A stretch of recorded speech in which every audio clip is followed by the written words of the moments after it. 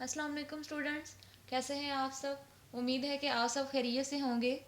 FSc part 1 bio chapter number 3 और आज हम डिस्कस करेंगे टॉपिक 3 को, mechanism of enzyme action catalysis.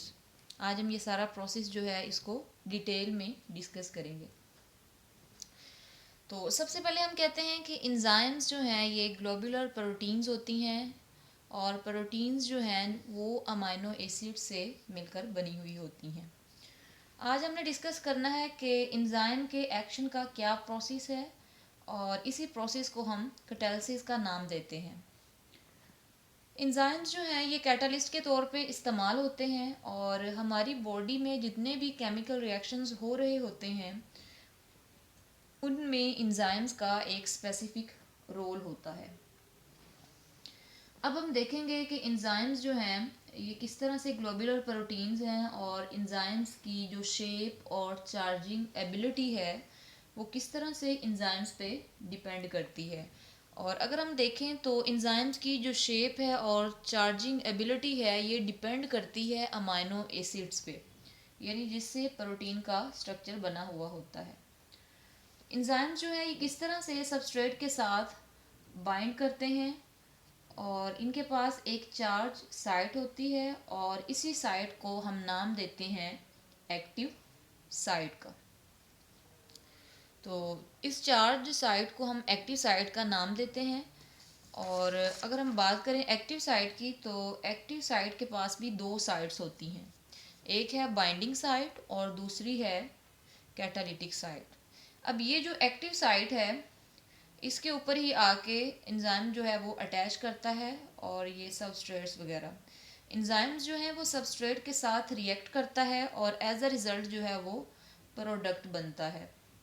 ये जो एक्टिव साइट नज़र आ रही है ये हाईली चार्ज होती है और इसकी जो एक स्पेसिफिक जो है वो शेप होती है, इसके ऊपर जो है अमाइनो एसिड्स हैं और इसके अलावा जितने भी एंजाइम्स हैं वो सारे के सारे ग्लोबुलर प्रोटीन्स हैं। और हमने कहा कि एक्टिव साइट्स के मेजर जो हैं वो दो पोर्शंस होते हैं, बाइंडिंग साइट और कैटालिटिक साइट। तो बाइंडिंग साइट से मुराद ऐसी साइट है जो बाइंड करती है और कैटालिटिक साइट से मुराद ऐसी साइट है जो कि कैटालिसिस परफॉर्म करवाती है और फर्दर रिएक्शन जो है वो परफॉर्म करवाती है।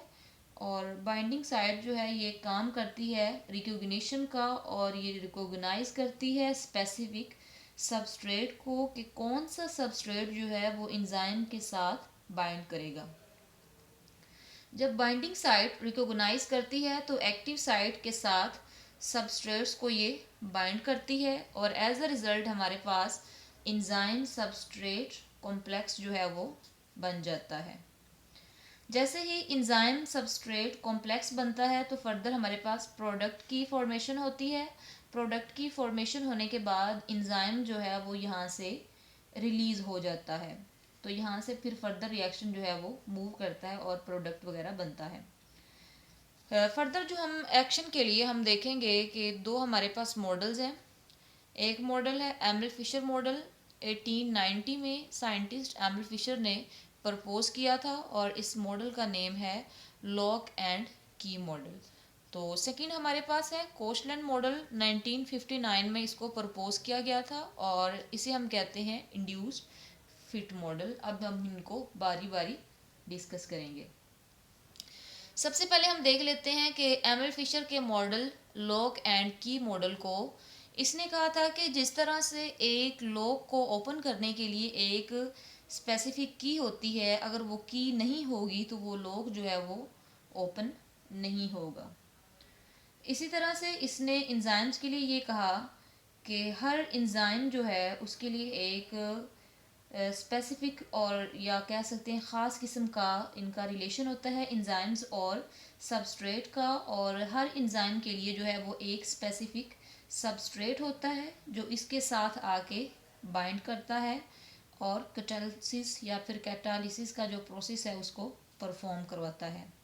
एंजाइम्स और सबस्ट्रेट जो हैं ये एक दूसरे के लिए बहुत ही ज़्यादा स्पेसिफिक होते हैं और एक दूसरे के साथ जब एंजाइम्स और सबस्ट्रेट आपस में अटैच होते हैं तो एज द रिज़ल्ट जो है वो प्रोडक्ट की फॉर्मेशन होती है और इस मॉडल के मुताबिक ये क्या कहा गया था कि एंजाइम्स जो हैं वो टेम्पलेट के तौर पे काम करते हैं और इसमें कोई भी फ्लेक्सिबिलिटी जो है वो नहीं होती, कोई भी मॉडिफिकेशन नहीं होती और यहाँ पे प्रोडक्ट बनती है जैसे कि यहाँ पे था और एज अ रिज़ल्ट क्या होता है, एंजाइम जो है वो यहाँ से रिलीज़ हो जाता है।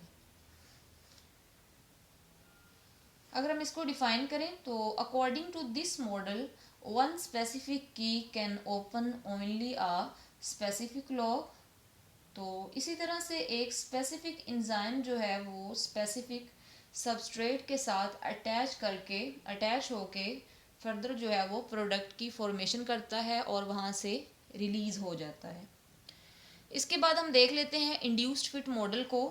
तो इंड्यूस्ड फिट मॉडल जो है इसको हम मॉडिफाइड मॉडल भी कहते हैं और इसमें जो सिचुएशन है वो थोड़ी चेंज है। जैसे कि हमने इस मॉडल में देखा था कि हर एंजाइम के लिए एक स्पेसिफिक जो है वो सबस्ट्रेट होता है और ये एज अ टेम्पलेट के तौर पे वर्क करता है, लेकिन यहाँ पे ऐसा नहीं है। कोशलैंड ने कहा था कि इंड्यूस्ड फिट मॉडल में जो एक्टिव साइट होती है वो बहुत ज़्यादा फ्लेक्सिबल होती है और एंजाइम्स जो हैं वो सबस्ट्रेट को देखते हुए एक्टिव साइट को मॉडिफाई करता है और जो सबस्ट्रेट इसके साथ बाइंड कर जाता है तो मॉडिफिकेशन के बाद जो है वो एंजाइम उसको देखेगा और सबस्ट्रेट के साथ बाइंड करेगा। यानी एंजाइम सबस्ट्रेट के मुताबिक जो अपनी शेप है उसको चेंज करता है। अगर एंजाइम से सबस्ट्रेट के साथ कंबाइन करें तो प्रोडक्ट्स बनते हैं और अब हम देखते हैं कि किस तरह से ये सारा प्रोसेस जो है वो होता है। यानी हमने इस मॉडल में देखा कि एंजाइम्स जो है वो रिजिड स्ट्रक्चर नहीं होता, ठीक है। तो एंजाइम यहाँ पे टेम्पलेट के तौर पे काम नहीं करता और क्या होता है कि एंजाइम्स जो है वो सबस्ट्रेट को देखते हुए अपनी शेप जो है वो बनाता है और यहाँ पे जो एक्टिव साइट है उसके साथ जाके अटैच होता है। बाइंडिंग साइट रिकॉग्निशन के बाद और फर्दर फिर जो है वो कैटालिसिस का प्रोसेस परफॉर्म होता है और फिर जो है एंजाइम वहाँ से रिलीज़ हो जाता है।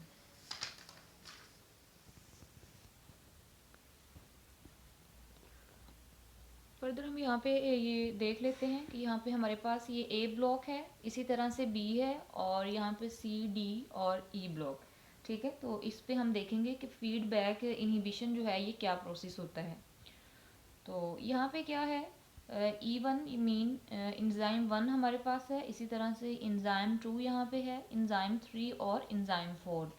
यानी यहाँ पे जो चार इंजाइम्स हैं वो एक्ट कर रहे हैं और यहाँ पे इसको हम नाम देंगे दिस इज़ इनिशियल सबस्ट्रेट, यानी ये इनिशियल सबस्ट्रेट के तौर पे एक्ट कर रहा है।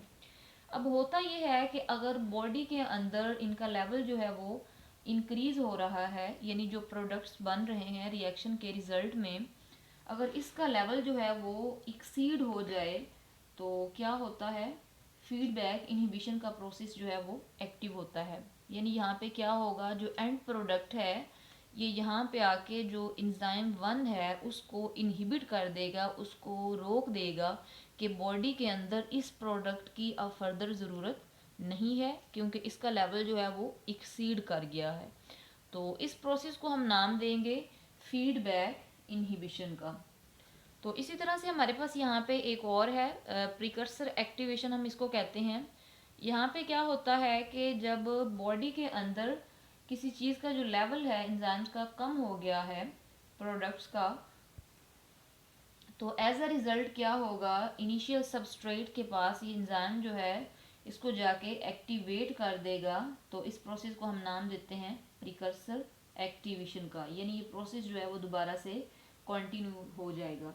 इससे मुराद ये है कि एंजाइम जो है वो यहाँ पे हमने देखा था कि इनहिबिटर एंजाइम आ जाता है जो कि फर्दर जो है सबस्ट्रेट के साथ बाइंड नहीं कर रहा एंजाइम, तो प्रोडक्ट जो है वो नहीं बन रही। तो प्रिकर्सर एक्टिवेशन में क्या होता है, एक्टिवेशन में फर्दर जो प्रोसेस है वो कंटिन्यू होता है।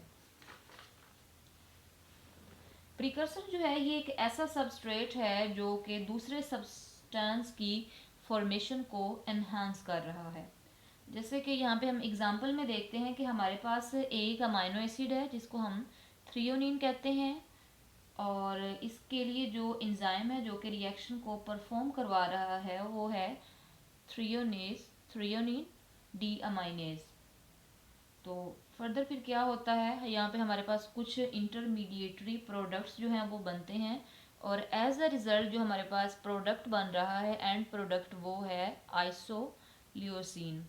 तो यहाँ पे क्या होता है, जब आइसोल्यूसिन की अमाउंट जो है बॉडी में इंक्रीज़ हो जाती है, तो एज अ रिज़ल्ट यहाँ पे कुछ इनहिबिटर प्रोटीन्स होती हैं जो कि फ़र्दर इस प्रोसेस को यहाँ पे रोक देती हैं।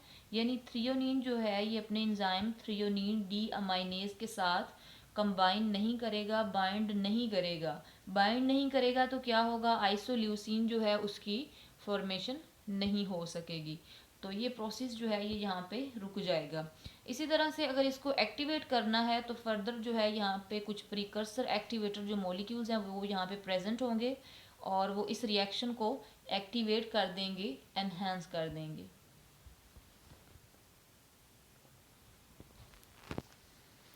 स्टूडेंट्स, आज के लेक्चर को हम दोबारा से रिपीट कर लेते हैं। आज हमने देखा मैकेनिज्म ऑफ एंजाइम एक्शन या फिर कैटालिसिस। तो हमने कहा कि एंजाइम्स जो हैं वो प्रोटीन इन नेचर होते हैं। जितने भी एंजाइम्स हैं वो सारे प्रोटीन्स हैं, और जितनी भी प्रोटीन्स हैं वो एंजाइम्स नहीं हैं। तो एंजाइम्स जो हैं इनकी एक स्पेसिफिक शेप होती है, और ये चार्ज मॉलिक्यूल्स होते हैं। इसके अलावा हमने कहा कि एंजाइम्स जो हैं ये ग्लोबुलर प्रोटीन्स होते हैं जो कि अमाइनो एसिड से मिलकर बने हुए होते हैं। ग्लोबुलर प्रोटीन्स जो है ये 3 डायमेंशनल होती है। इसके अलावा हमने कहा कि हर एंजाइम जो है उसकी स्पेसिफिक कॉम्पोजिशन होती है, और उसके पास स्पेसिफिक अमाइनो एसिड्स होते हैं, और उनके पास स्पेसिफिक शेप होती है। इस स्पेसिफिसिटी की वजह से हर एंजाइम जो होता है वो रिएक्ट करता है एक स्पेसिफिक सबस्ट्रेट के साथ, और फिर क्या होता है, चेंजिंग के बाद अपने सबस्ट्रेट को चेंज करने के बाद वो प्रोडक्ट की फॉर्मेशन होती है। और एज अ रिजल्ट एंड पे क्या होता है, एंजाइम्स जो है वो वहाँ से रिलीज हो जाता है बगैर चेंजिंग किए। तो फिर ये एंजाइम जो है ये अगेन एंड अगेन यूज़ होगा। इसके बाद हमने देखा कि एक्टिव साइट क्या होती है। तो एक्टिव साइट जो होती है चार्ज होती है, और इसकी एक स्पेसिफिक शेप होती है, और इसके पास इसके 2 पार्ट्स होते हैं, जैसे कि बाइंडिंग साइट और कैटालिटिक साइट। तो अगर हम बात करें बाइंडिंग साइट की, तो ये स्पेसिफिक सबस्ट्रेट को रिकॉग्नाइज करती है और एंजाइम सबस्ट्रेट कॉम्प्लेक्स बनाती है। और फिर क्या होता है, ये रिएक्शन जो है ये एक्टिवेट करता है कैटालिटिक साइट को। तो कैटालिटिक साइट में क्या होता है कि जो एक्टिवेटेड कैटालिटिक साइट है ये चेंज करती है सबस्ट्रेट को किस में, प्रोडक्ट में। और फिर फर्दर क्या होता है कि एंजाइम जो है वो डिटैच अलहदा हो जाता है प्रोडक्ट से जब रिएक्शन कंप्लीट होता है। तो ये अनचार्ज रहती हैं रिएक्शन के दौरान में। इसके अलावा जो एंजाइम्स होते हैं उनको एक्वस मीडियम की ज़रूरत होती है अपनी एक्टिविटीज़ को शो करवाने के लिए। यहाँ पे हमने देखा कि एंजाइम के साथ जो सबस्ट्रेट है वो ज्वाइन करेगा, और यहाँ पे एंजाइम सबस्ट्रेट कॉम्प्लेक्स बनेगा, और फर्दर जो रिएक्शन है, फर्दर प्रोसेस में क्या होगा, एंजाइम यहाँ से रिलीज़ हो जाएगा और प्रोडक्ट की फॉर्मेशन हो जाएगी।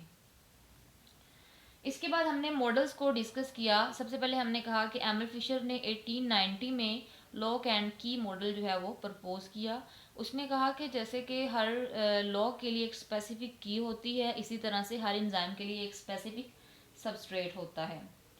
तो उसने कोशिश की कि एंजाइम और सबस्ट्रेट में जो इंटरेक्शन है उसको शो करने की। तो उसने अपने मॉडल के बारे में कहा कि according to this model one specific key can open only a specific lock. Similarly a specific enzyme transform only specific substrate into products.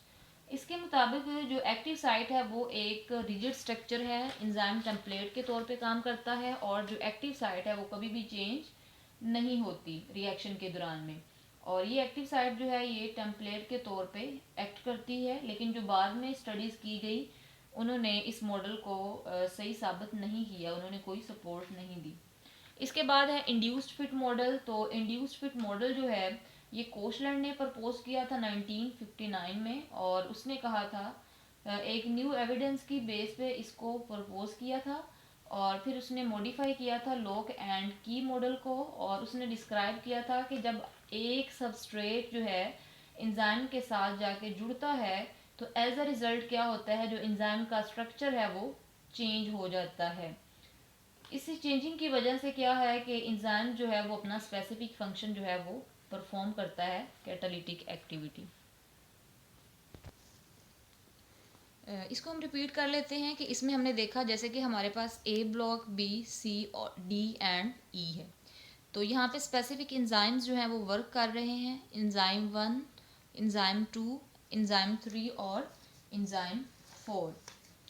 तो हमने कहा था कि यहाँ पे ये इनिशियल सबस्ट्रेट है और इसके अलावा जब प्रोडक्ट की फॉर्मेशन होती है या फिर बॉडी में जब प्रोडक्ट का लेवल जो है वो इंक्रीज़ हो जाता है तो एज अ रिज़ल्ट क्या होता है, जो एंड प्रोडक्ट है ये यहाँ से आके जो एंजाइम 1 है इसको इनहिबिट कर देगा, इसको रोक देगा कि फर्दर जो है ना इंटरमीडिएटरी प्रोडक्ट्स बनेगी और ना ही फाइनल प्रोडक्ट बनेगी। ये यहाँ पे एक सिग्नल देता है और इस प्रोसेस को हम नाम देते हैं फीडबैक इनहिबिशन का। इसी तरह से क्या होता है, यहाँ पे कुछ प्रीकर्सर मॉलिक्यूल्स होते हैं, कुछ प्रीकर्सर एक्टिवेटर्स होते हैं जो कि रिएक्शन को एनहांस करते हैं।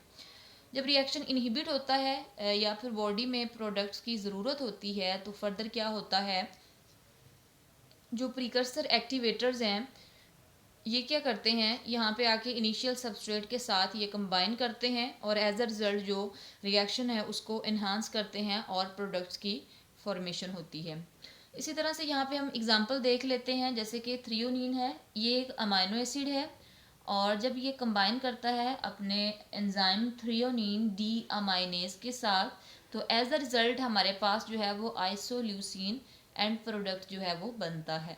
लेकिन जब बॉडी के अंदर इसका लेवल जो है वो इंक्रीज़ हो जाता है तो यहाँ पे कुछ इनहिबिटर मॉलिक्यूल्स हैं जो कि आके यहाँ पे अटैच होते हैं, जैसे कि आइसोल्यूसिन जो है एंड प्रोडक्ट ये यहाँ पे आके इसका फर्दर जो है इसके साथ बाइंडिंग को रोक देगा, तो यहाँ पे इसकी जो फिर डेफिशिएंसी हो जाएगी। इसी तरह से अगर इसको एनहांस करना हो तो जो प्रीकर्सर एक्टिवेटर्स हैं वो इसको एनहांस कर देंगे। Okay, thanks.